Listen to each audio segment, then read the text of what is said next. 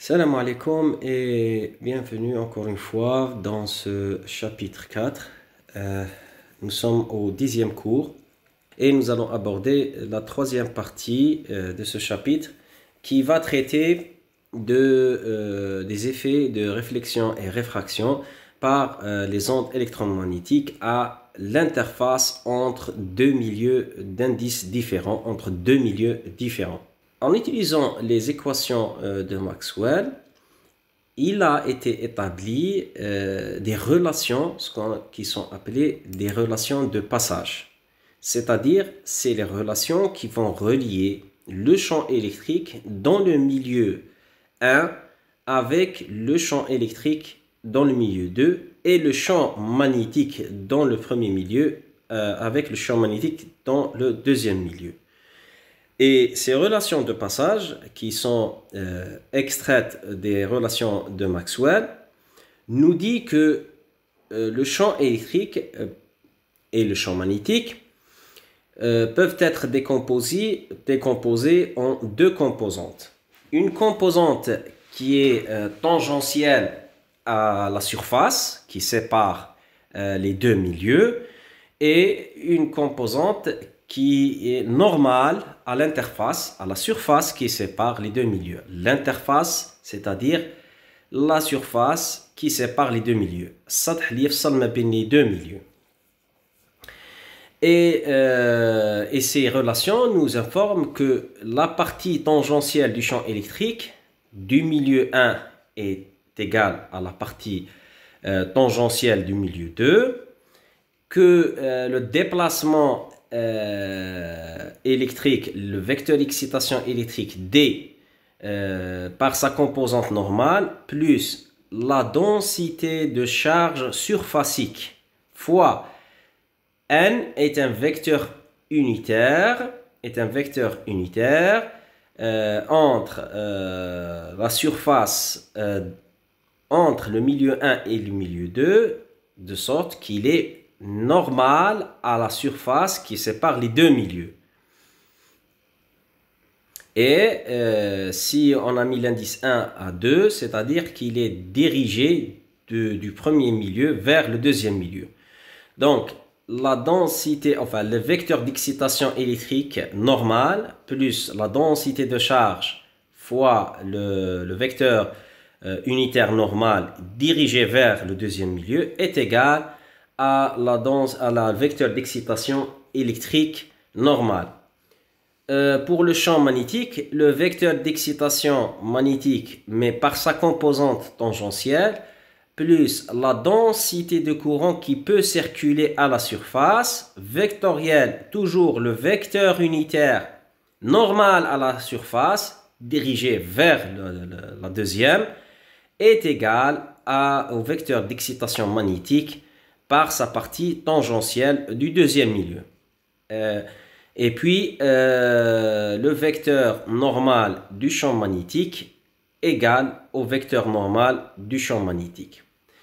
Donc, ces équations sont données dans une forme générale. Ils ont un aspect un peu effrayant, mais en fait, il y aura des simplifications et on n'en aura pas besoin d'utiliser toutes ces équations.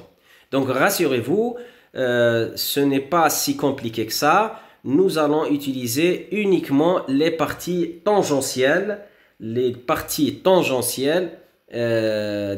vecteurs champ électrique et champ magnétique ou champ d'excitation magnétique et dans des conditions un peu plus simplifiées. Donc, pour comprendre un peu, nous avons une onde électromagnétique incidente.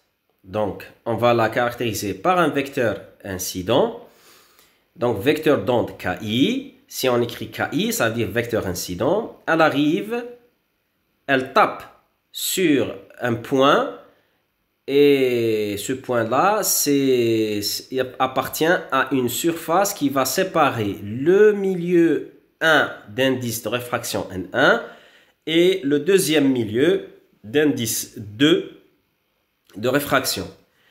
Et qu'est-ce qui va se passer? Une partie de l'onde va être réfléchie et la partie réfléchie on va l'indexer par R, K, en vecteur d'onde réfléchi, champ électrique réfléchi, champ magnétique réfléchi, et une partie qui va être transmise, et la transmission, on va l'indexer par un petit t, et donc on aura BT, ça veut dire champ magnétique de l'onde transmise, champ électrique de l'onde transmise, et vecteur d'onde de l'onde transmise.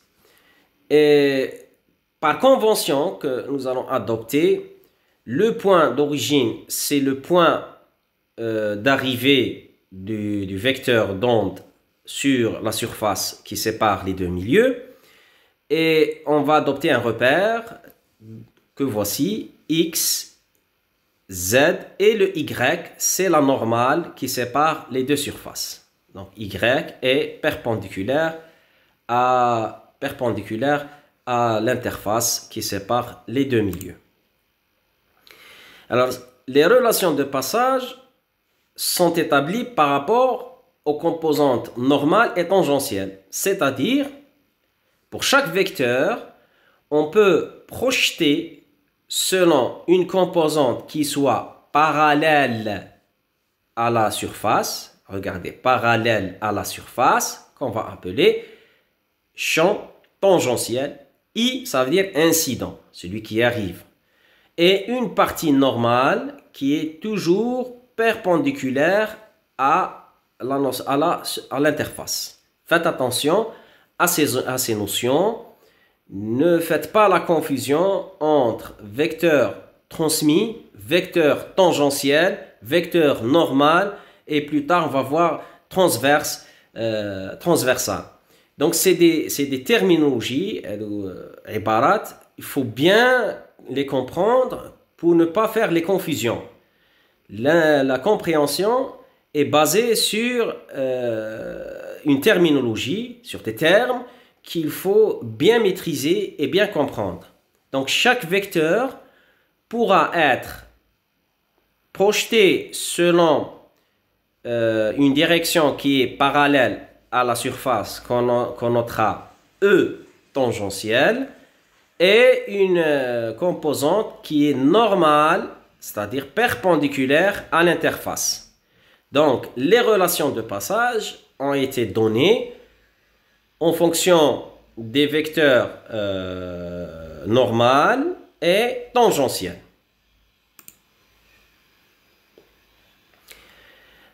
Alors, si le milieu 1 et le milieu 2 sont des milieux diélectriques non chargés, donc ils sont neutres, et non magnétiques. Donc, ils n'ont pas de propriété magnétique, et ils sont linéaires, homogènes et isotropes. Ils sont linéaires, homogènes et isotropes. Alors, les relations de passage qu'on a vues précédemment pourront être écrites de la manière suivante. Le champ électrique tangent du milieu 1 est égal au champ électrique tangent du milieu 2.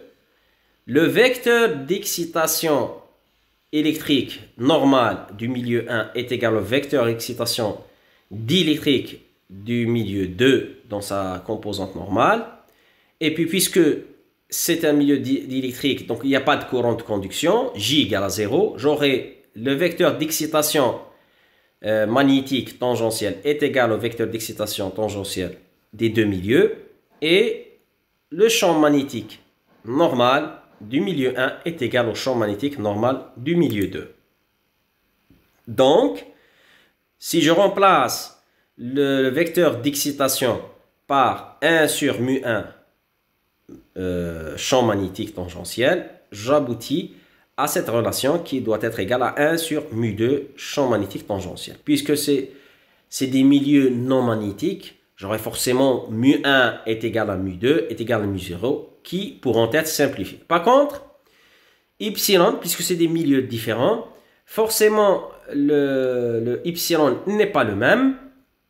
Donc, le vecteur d'excitation dans sa composante normale restera epsilon1 fois le champ électrique normal 1 égale à epsilon2 fois le champ électrique normal 2. Mais rassurez-vous, là aussi, on n'aura pas besoin de toutes ces équations. Alors, pour une onde plane, progressive et harmonique, le champ électrique s'écrit dans le milieu 1, c'est-à-dire pour Y positif, la partie haute, E0 incident, c'est l'amplitude exponentielle I oméga t moins le vecteur d'onde incident scalaire R, plus le champ réfléchi avec le vecteur d'onde réfléchi.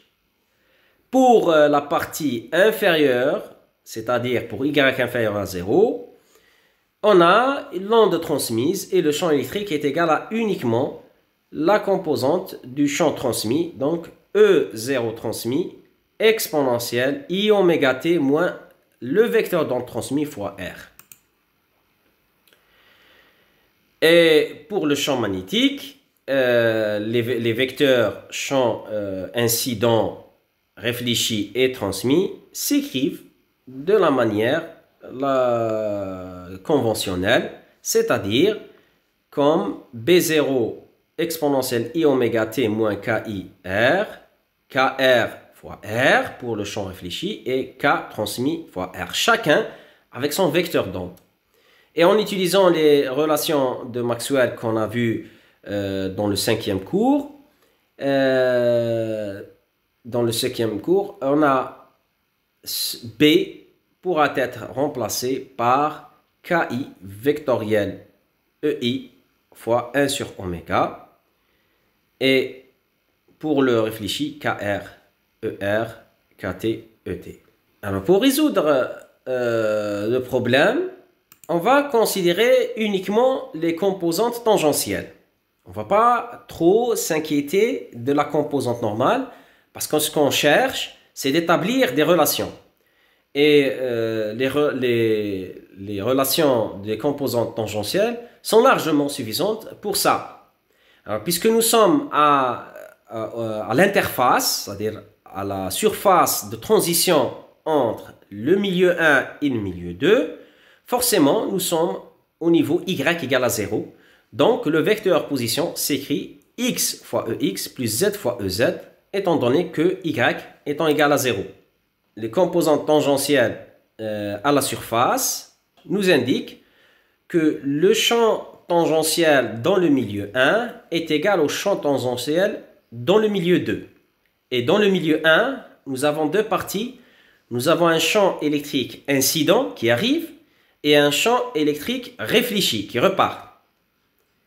La première partie doit être sommée puisque les deux champs appartiennent au même milieu. Et la relation de passage nous dit que le champ électrique tangentiel du premier milieu égale au champ électrique tangentiel du deuxième milieu. L'indice T, ici, indique que nous allons utiliser uniquement la projection de ce champ électrique sur l'axe ou sur l'axe qui est tangentiel au plan. Donc nous allons projeter le champ électrique sur le plan qui est parallèle à l'interface. Donc le T indique que nous utilisons la composante parallèle au tangentiel au plan qui sépare les deux milieux. Alors, si on utilise une autre terminologie, transversale, ça veut dire transversal. Transversal voudrait dire le champ électrique ou magnétique qui est perpendiculaire au plan d'incidence. C'est quoi le plan d'incidence? Vous l'avez déjà vu. Le plan d'incidence, c'est le plan qui joint la normale à la surface avec le vecteur incident. Donc le plan d'incident est toujours perpendiculaire au plan d'interface. Donc le plan d'incident, c'est le plan qui va joindre la normale, ici la normale c'est Y, avec le champ incident. Le plan qui joint les deux axes, c'est le plan d'incidence et il est toujours perpendiculaire au plan d'interface. Donc celui-là, c'est le plan d'interface qui sépare les deux milieux. Et celui-là, c'est un plan qui lui est perpendiculaire, de sorte qu'il joint la normale avec le vecteur incident.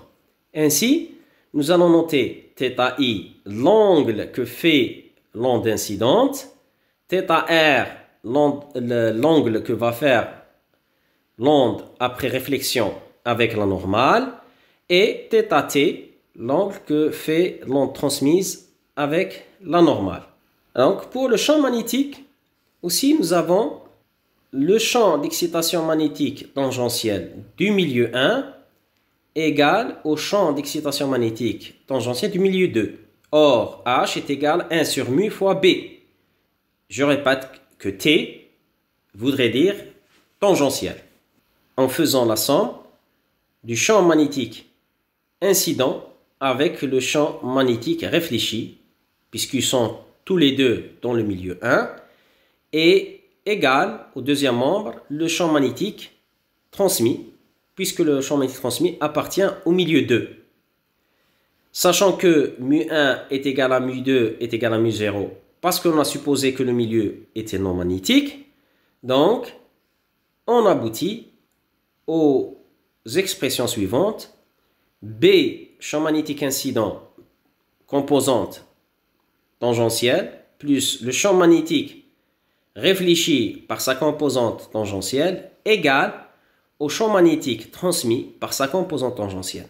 Et reprenons l'équation 1 qu'on a déjà vue, était obtenue en appliquant les relations de passage et multipliant les deux membres par exponentielle moins I oméga t moins K incident fois R. Donc si je multiplie, je distribue les deux exponentielles. Et l'exponentielle A fois l'exponentielle B est égal à l'exponentielle A plus B. Donc, je joins les exposants. Je fais sortir le I facteur commun. J'obtiens exponentielle 0 pour le premier terme, plus le champ réfléchi, l'amplitude du champ réfléchi exponentielle KI moins KR scalaire R, qui est égal au champ transmis exponentiel I fois KI moins K transmis. Exponentielle 0, c'est égal à 1. J'ai un premier membre qui est égal champ électrique amplitude incident par sa partie tangentielle, égal au deuxième membre, je fais basculer ça au deuxième membre, égal à cette expression qui est l'amplitude du champ transmis exponentielle I, KI moins KT, moins l'amplitude du champ réfléchi exponentielle I, KI moins KR égale à 0. Alors le premier terme est constant par rapport à R, il est indépendant de R, mais le deuxième terme, on voit apparaître un produit scalaire par rapport à R. Pour que l'égalité soit satisfaite, il faut qu'elle soit de même nature, c'est-à-dire indépendante de R des deux membres. Donc, pour que ce soit vérifié, on est obligé d'avoir la partie du deuxième terme indépendante de R. Et donc, le produit scalaire doit systématiquement être égal à 0 pour les deux termes, la partie transmise et la partie réfléchie. L'équation de passage va s'écrire en amplitude. L'amplitude de l'onde du champ électrique incident par sa partie tangentielle égale à l'onde transmise par sa partie tangentielle moins l'onde réfléchie par sa partie tangentielle. Donc ici on parle d'amplitude. Le produit scalaire étant égal à 0, ce qui veut dire que KIX moins KTX fois X plus ce terme-là fois 0, ça donne 0, plus ce terme-là fois Z égale à 0. Le produit scalaire égal à 0 impose que ce terme-là soit nul. De la même façon, KI moins KR scalaire R égale à 0 me donne la deuxième équation, le deuxième terme. Donc, KIX moins KRX fois X moins KIZ moins KRZ, Z égale à 0. Or, nous avons dit que ces relations sont vérifiées quel que soit X et Z. Donc, je suis obligé d'imposer que cette égalité doit être égale à 0, quel que soit X et Z. Donc, je suis obligé d'imposer que KIX moins KTX égale à 0, KIX moins KRX égale à 0. De la même façon, KIZ moins KTZ égale à 0 et KIZ moins KRZ égale à 0. Donc, on aboutit au fait que les composantes X des vecteurs d'onde incidents, réfléchis et transmis doivent être égaux. La composante suivant l'axe X de vecteurs d'onde incidents, réfléchis et transmis doivent être égaux à l'interface. De la même façon, pour la composante suivant Z, la composante du vecteur d'onde incident, réfléchi et transmis sur l'axe Z, à l'interface doit être égaux et doit être la même. Et comme le vecteur d'onde n'a pas de projection, puisqu'il arrive selon la convention, le schéma que nous avons montré, il arrive suivant l'axe Y et X, donc il n'a pas de composante suivant Z. Ces trois termes sont égaux et valent 0.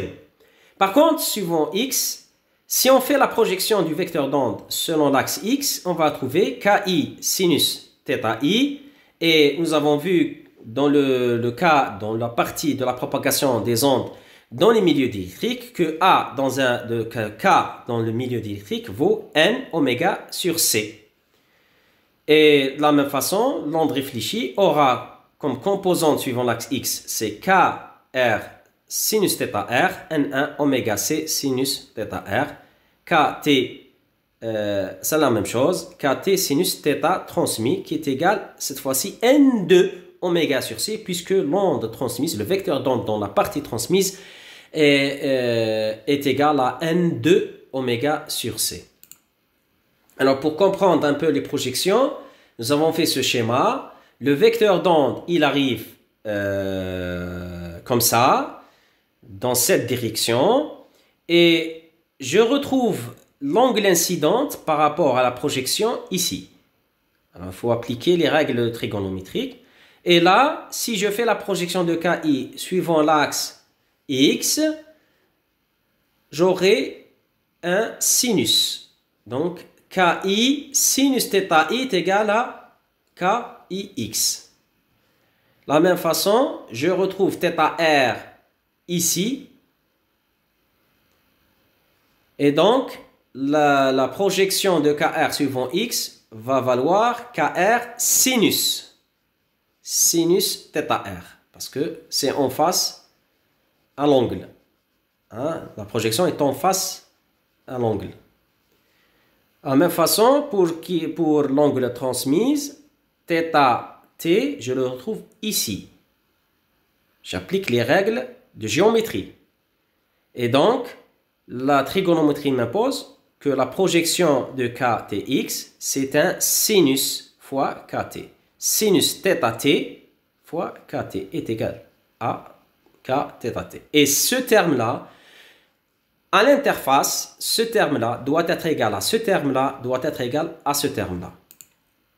Donc, N1 oméga sur C sinus θi, qui est KIX, doit être égal à KRX, qui est N1 oméga sur C sinus θr. Comme ils ont la même pulsation, ça simplifie. C se simplifie, N1 se simplifie. Et je trouve que sinus θ1 est égal à sinus θr. Donc, l'angle d'incidence est automatiquement égal à l'angle réfléchi. Et ça, c'était connu auparavant par l'expérience. mais personne n'arrivait à le démontrer par une théorie.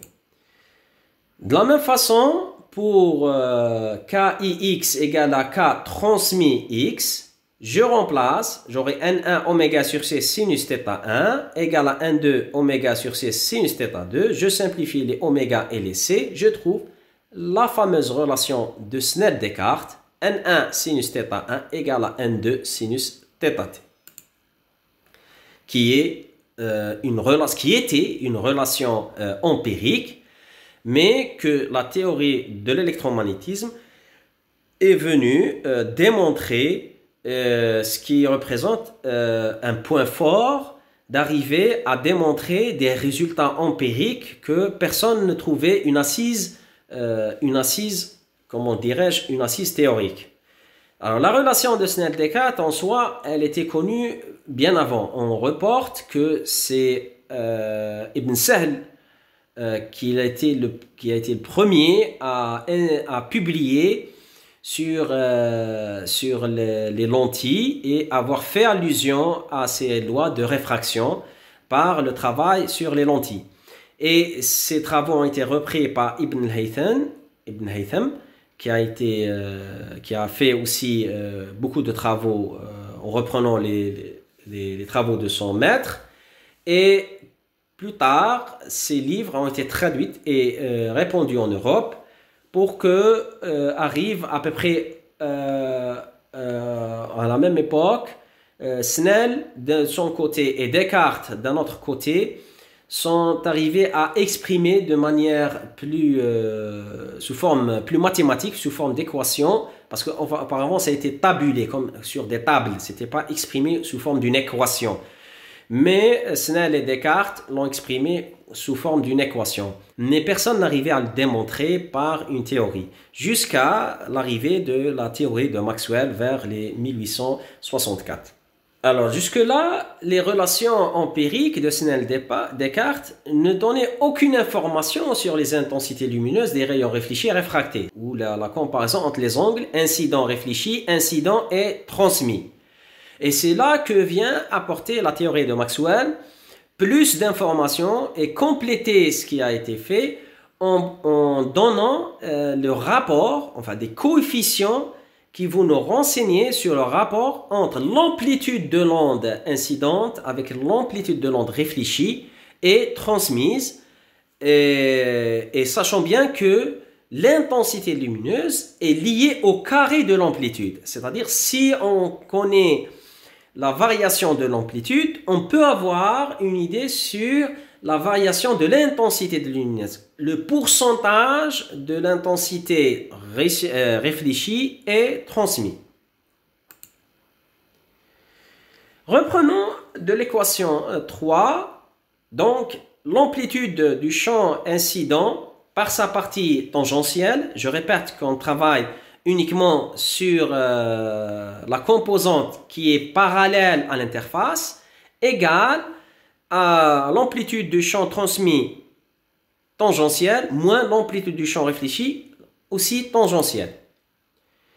Et rappelons donc que la partie tangentielle, en fait, elle regroupe la composante suivant l'axe X et la composante suivant l'axe Z, parce que le plan d'interface, il est porté par l'axe X et Z. Par contre, l'axe Y, c'est l'axe normal qui est perpendiculaire. Donc, la relation de passage 3 peut se décomposer en faisant la projection suivant l'axe X et suivant l'axe Z. Donc, de la même façon, le champ magnétique, nous avons trouvé que le champ magnétique le champ magnétique tangentiel au plan du milieu 1 est égal au champ magnétique tangentiel du milieu 2, et nous avons dit que la partie tangentielle, c'est la partie qui englobe la composante X et Z. Et donc, B incident X plus B réfléchi X est égal à B transmis X, B incident Z plus B réfléchi Z est égal à B transmis Z. Si on analyse la situation, deux cas de figure peuvent se présenter. C'est-à-dire deux cas de figure différentes peuvent se présenter. Les autres cas ne sont qu'une combinaison de ces deux cas de figure. La première situation, c'est soit le champ électrique est perpendiculaire au plan d'incidence, soit il est dans le plan d'incidence. Alors écoutez bien, je vais expliquer et je vais montrer sur des schémas. Soit le champ électrique est perpendiculaire au plan d'incidence et donc il est parallèle au plan d'interface, soit il est dans le plan d'incidence et donc perpendiculaire au plan d'interface. Si le champ électrique est perpendiculaire au plan d'incidence, on appelle ça une polarisation transverse électrique. Nous avons parlé de polarisation. Quand on dit polarisation, on veut insinuer la direction d'oscillation du champ électrique.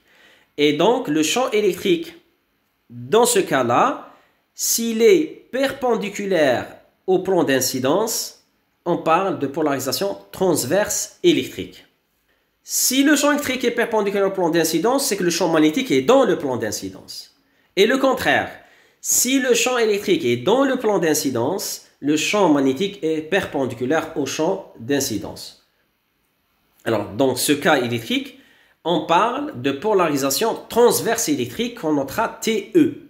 Donc, lorsqu'on va étudier les réflexions des ondes sur une interface, on doit séparer en deux cas de figure. Premier cas de figure, c'est lorsque le champ électrique arrive avec une composante qui est perpendiculaire au plan d'incidence et il est appelé transverse électrique et noté TE.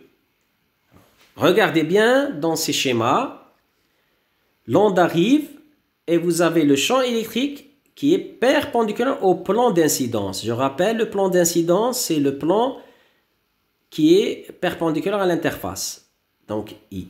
Et nous avons vu que B, E, I forment un trièdre direct, ils sont perpendiculaires les uns aux autres. Donc le champ magnétique est dans le plan d'incidence. De même pour l'onde réfléchie et l'onde transmise. Donc si on voit de face, ici l'axe Z vient vers nous, le champ électrique incident, réfléchi et transmis est dirigé vers l'observateur, alors que le champ magnétique incident est dans le plan d'incidence. Donc là, on est en train d'observer sur le plan d'incidence en étant perpendiculaire à l'axe Z. C'est le cas de figure du champ électrique transverse électrique. Transverse électrique voudrait dire que le champ électrique est perpendiculaire au plan d'incidence. Et dans ce schéma, je vais redessiner les vecteurs. Donc, j'ai la composante, l'angle incident, l'angle réfléchi et l'angle transmis. Le vecteur d'onde et le champ magnétique incident qui est dans le plan X, Y. Partie supérieure, milieu 1. Partie inférieure, milieu 2, et X, le plan XZ, va séparer les deux milieux. Si le champ électrique est comme ça veut dire qu'il n'a pas de composante suivant X, puisqu'il est dirigé vers l'observateur, et donc il a une composante uniquement suivant Z.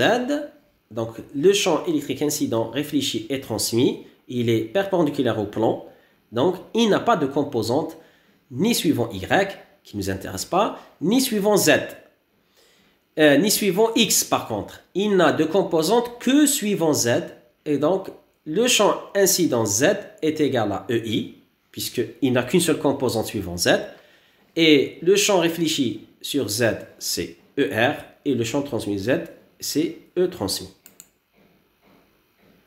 Donc, on obtient l'amplitude du champ électrique incident plus réfléchi est égal au transmis, puisqu'ils sont tangentiels. Pour le champ magnétique, c'est autre chose. Alors, puisque le champ magnétique est contenu dans le plan d'incidence, Donc, forcément, il n'a pas de composante suivant Z, puisqu'il est dans le plan d'incidence, et le plan d'incidence est perpendiculaire à Z, donc sa projection égale à 0. Mais si on le projette suivant X, je vais obtenir la composante X du champ incident moins BI cosinus θ I. On va le voir dans un instant dans le schéma. La composante réfléchie suivant X, c'est BR cosinus R. Et transmise, c'est moins B transmis cosinus θ T. Donc, on aboutit à cette équation puisqu'on démarre de B incident plus B réfléchi est égal à B transmis. Le moins vient de la projection. Regardez la projection. θi, je le retrouve ici. θ incident, je le trouve ici. Donc, je fais la projection de BI sur X, je le trouve négatif. C'est pour ça qu'il est dans le sens inverse de l'orientation de mon axe. Donc, j'aurai moins BI, et comme il est adjacent à l'angle, j'ai moins BI cosinus θi. Pour la partie réfléchie, BR est comme ça. Je note que θr, je le retrouve ici. Et BR, suivant l'axe X, est adjacent à l'angle. Donc, c'est un cosinus. Et il est positif parce qu'il est orienté vers l'axe des X. Pour ce qui est de l'angle du champ électrique transmis, du champ magnétique transmis, le champ magnétique transmis, je fais sa projection suivant l'axe X. θ T, je le retrouve ici. Faites attention.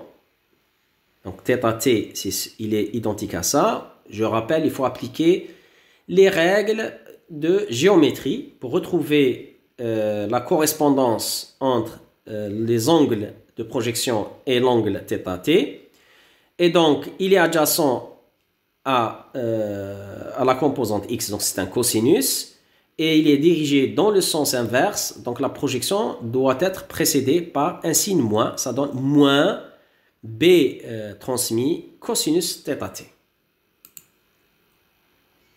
Et comme B est égal à N sur C fois E, et que θi est égal à θr, nous l'avons déjà vu dans les cours précédents, donc notre équation va être réécrite de la façon suivante. N1 sur C, E incident cosinus θi, le moins de la projection, plus N1 sur C, ER cosinus θi. Je rappelle ça, c'est BI.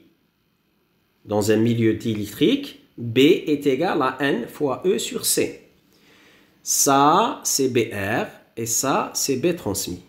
Donc, j'ai remplacé les B pour avoir une relation en fonction du champ électrique. Je simplifie par les C, je trouve N1 champ électrique incident cosinus θi moins N1 champ électrique réfléchi cosinus θi égale à N2 champ électrique transmis cosinus θ T. Bien sûr, j'ai multiplié les deux membres par le moins pour retrouver cette équation. Ainsi, si je regroupe l'équation 8 et 9, l'équation de la relation de passage pour le champ électrique et la relation de passage pour le champ magnétique, je trouve un système d'équations, un système de deux équations qui est facile à résoudre puisque ici il y a trois variables, mais on ne cherche pas à calculer les variables individuellement, mais on cherche à trouver le rapport entre le champ, l'amplitude du champ transmis par rapport au champ incident et l'amplitude du champ réfléchi par rapport à l'amplitude du champ incident. Alors, les calculs sont assez simples. Je vais procéder par remplacement. Je remplace, par exemple, ET par son expression et j'aurai ET qui est égal à de l'équation 8. ET serait égal à EI plus ER. Et je distribue les cosinus, les N. Je rassemble les EI d'un côté et les ER d'un autre côté. J'aurai N1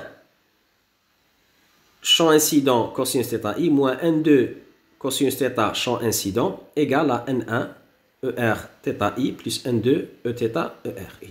J'ai juste distribué les cosinus et les N et mis tous les coefficients du champ incident au premier membre et tous les coefficients du champ réfléchi au deuxième membre. Donc, je fais sortir en facteur commun EI au premier membre et le facteur commun ER au deuxième membre et j'aboutis ce qu'on appelle le coefficient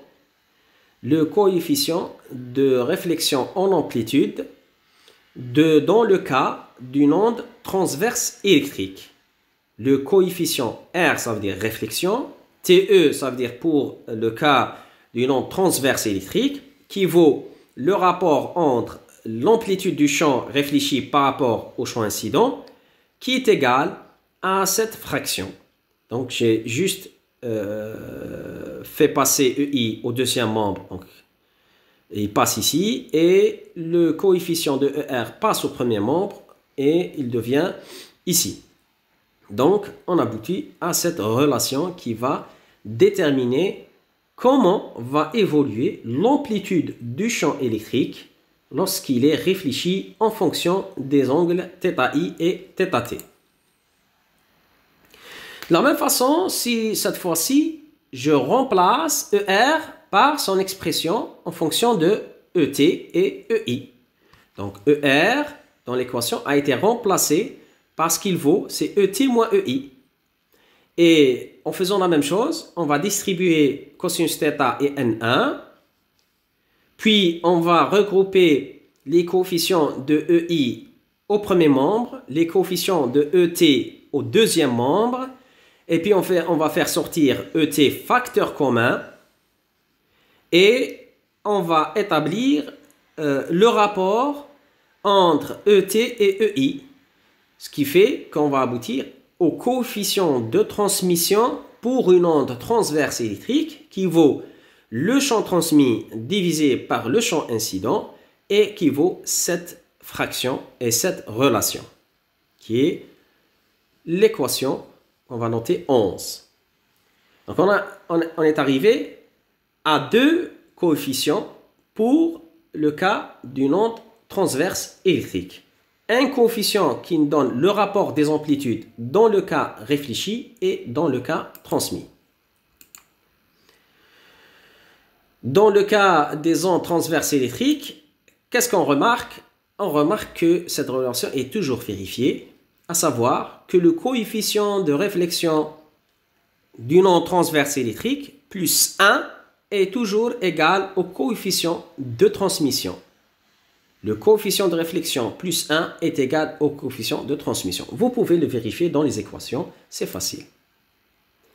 Alors, pour donner un exemple, prenons l'exemple d'une interface RO, une onde qui arrive de l'air et rentre dans un milieu qui est de l'eau, qui a un indice de réfraction de 1,33. Et on suppose que celui de l'air est égal à 1, puisqu'il est très proche de 1 en fait, c'est 1,0003 je crois, et donc c'est presque égal à 1. On trouve que le coefficient de réflexion est négatif. Qu'est-ce que ça veut dire négatif? Ça veut dire qu'il y a inversion dans le sens du champ électrique. C'est pas grave, c'est pas un signe moins qui est dérangeant, mais qui a un sens. Ça veut dire que l'amplitude du champ réfléchi a été inversée. Et on remarque que dans le cas d'une incidence normale, nous avons le rapport des amplitudes, il vaut ça. Et plus l'angle d'incidence augmente, plus l'amplitude de l'onde réfléchie augmente jusqu'à atteindre les 90 degrés, c'est-à-dire on est en incidence rasante. En incidence rasante, j'arrive rasant à la surface de l'eau et pratiquement toute l'onde a été réfléchie, peu a été transmise à l'intérieur de l'eau. Donc on voit comment évolue le rapport entre les amplitudes en fonction de l'angle incidente. Deuxième cas, c'est le cas d'une polarisation transverse magnétique. Donc, dans ce deuxième cas, on a une polarisation où le champ électrique est dans le plan. C'est le champ magnétique qui est perpendiculaire au plan d'incidence. Donc, si le champ magnétique est perpendiculaire au champ d'incidence, c'est qu'il est transverse magnétique. Faites la distinction. Transverse magnétique, ça veut dire que le champ magnétique est perpendiculaire au plan d'incidence. Et s'il est perpendiculaire au plan d'incidence, c'est que c'est le champ électrique qui est dans le plan d'incidence. Regardez, le champ électrique est à l'intérieur du plan d'incidence. Et B est perpendiculaire au plan d'incidence. D'accord? Et on va le noter TM, transverse magnétique. Et nous allons appliquer les mêmes règles. Alors on va voir un peu la figure si on la regarde de face. Nous avons l'onde incidente avec θi. Le champ magnétique, cette fois-ci, il est sortant, donc il est vers l'observateur. C'est pour ça qu'on le symbolise par un point. Et le champ électrique, il est perpendiculaire, donc il est dans le plan d'incidence. Bien sûr, il doit respecter 90 degrés avec le vecteur d'onde. De la même façon pour le champ réfléchi et pour le champ transmis. On garde les mêmes angles, les mêmes notations, θi, θr, θt. Et on va faire la même chose, milieu 1, milieu 2. Et on va faire la projection. Ici, la projection de B n'a pas de composante suivant X. C'est normal parce qu'il est perpendiculaire au plan X, Y. Il vient vers vous, donc il n'a pas de partie suivant X et suivant Y. Y, ça nous apporte peu. Et suivant Z, on a une seule composante, BZI est égal à BI, puisque il est parallèle à Z. Z ici, il est vers l'observateur. Donc, ce qui est valable pour les trois champs magnétiques, BI, BR et BT est égal toujours BI est égal à BZ, BR est égal à BZ et BT est égal à BZ. Par contre, pour le champ électrique, il est dans le plan X, Y, et donc on a besoin de sa composante tangentielle. Sa composante tangentielle a une seule composante, c'est EX, puisqu'il est dans le plan, donc il n'a pas de projection suivant Z, d'accord? Et donc, si je cherche le θi, je trouve dans sa projection, ici, le θi.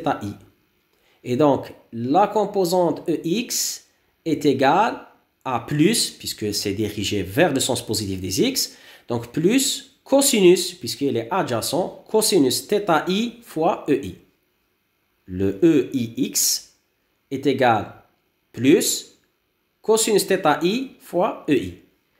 Pour l'onde réfléchie, ici le vecteur projection est dans le sens contraire des X, donc on doit le précéder par un signe moins.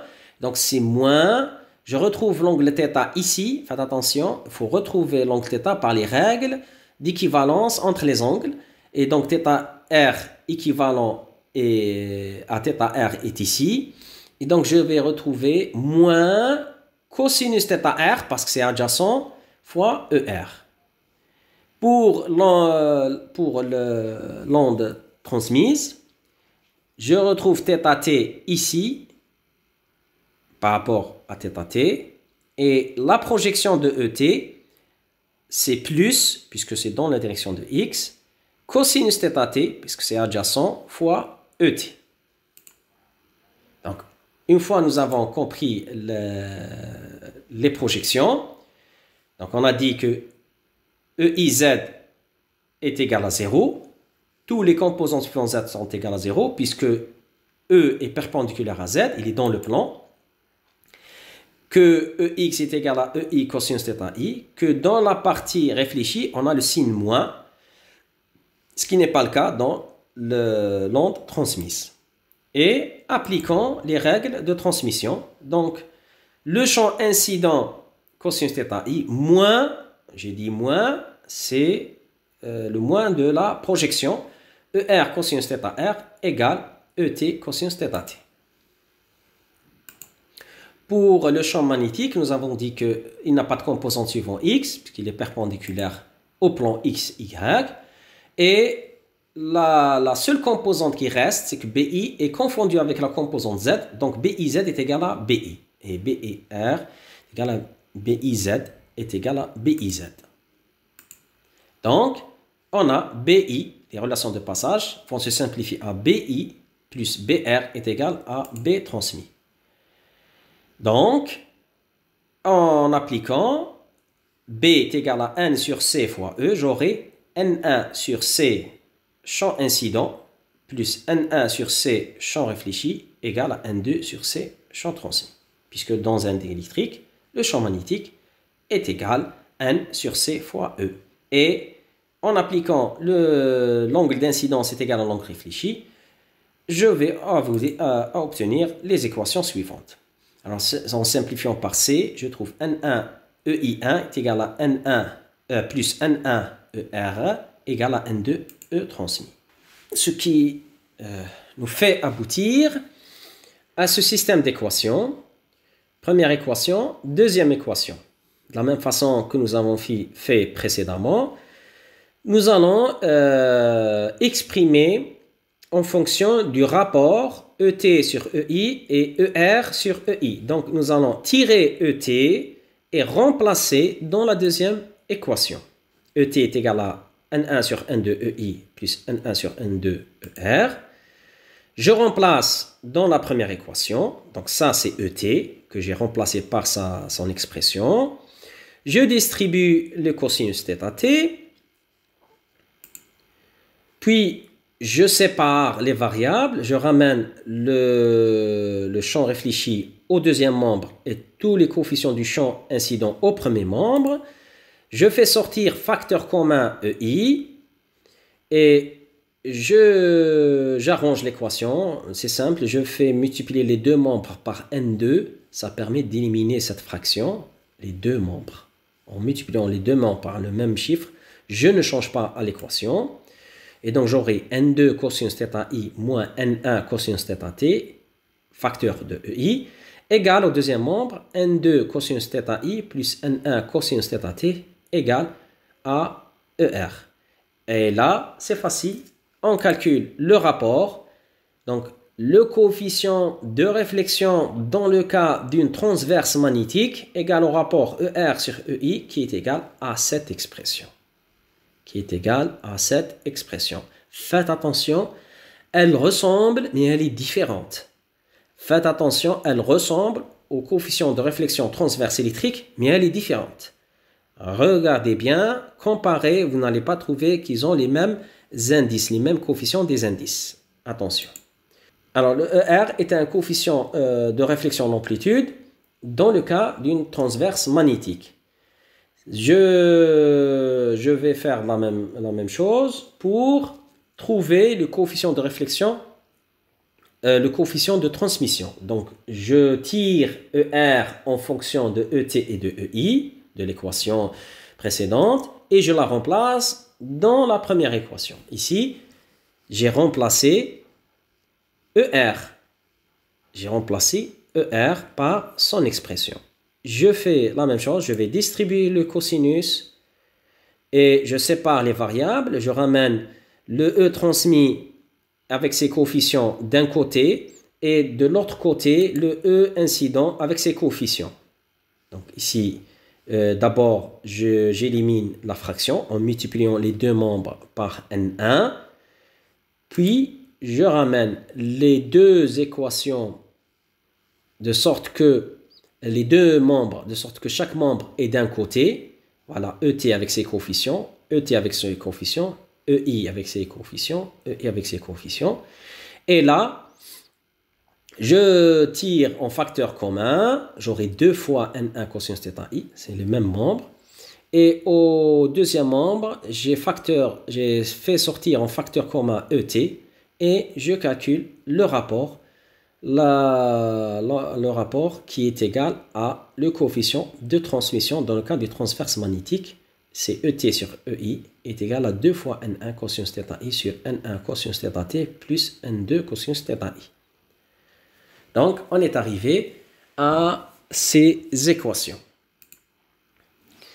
Là aussi, je remarque que la relation coefficient de transmission, coefficient de réflexion pour la transverse magnétique plus 1 est égal à N2 sur N1, coefficient de transmission transverse magnétique. Donc, il y a une différence par rapport à la relation dans le cas d'une transverse électrique. Dans le cas, dans le cas d'une interface R vers O, avec un indice de réfraction de 1,33, je remarque que le coefficient de transmission pour une incidence normale est très élevé, mais il diminue drastiquement pour pratiquement s'annuler dans le cas d'une incidence rasante. Et là aussi, le coefficient de réflexion dans le cas d'une transverse magnétique, le champ électrique, le rapport est égal à quelque chose qui est un peu inférieur à 0,2, mais il est positif. Et à un certain moment, il va s'annuler pour changer de signe et changer de direction et être en opposé et avoir des amplitudes beaucoup plus grandes. Nous allons étudier le cas de cette annulation plus tard dans le prochain cours. Donc, en résumé, nous allons démontrer premièrement les relations de Snell-Descartes, à savoir que l'angle d'incidence est égal à l'angle réfléchi. Nous allons montrer que N1 sinus θ I est égal à N2 sinus θ T. Et nous allons en plus déterminer le rapport entre l'amplitude du champ incident et le champ réfléchi et transmis pour deux cas de figure. Soit le champ électrique est dans le plan, qu'on appelle transverse magnétique, soit que le champ électrique est perpendiculaire au plan d'incidence, qu'on appelle le transverse électrique. Vous allez me dire, et les autres cas? Si le champ électrique arrive dans une position intermédiaire? Eh bien, la réponse est que, quelle que soit la façon dont est polarisé le champ électrique, on peut le décomposer en deux situations, en deux cas de figure. Une composante dans le plan d'incidence qui va obéir aux lois du transverse magnétique et une composante qui est perpendiculaire au plan d'incidence qu'on va appeler composante transverse électrique. Et donc, dans le cas général, pour une onde aléatoire, c'est facile, il suffit juste de décomposer le vecteur champ électrique en une partie dans le plan d'incidence, une partie perpendiculaire au plan d'incidence, et la partie dans le plan d'incidence, on y applique les relations transverses magnétiques, la partie perpendiculaire au plan d'incidence, on lui applique les relations transverses électriques.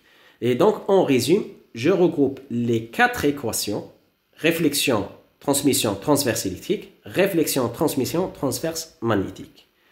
Sur ce, s'achève notre cours. Je vous remercie pour votre attention et à la prochaine fois.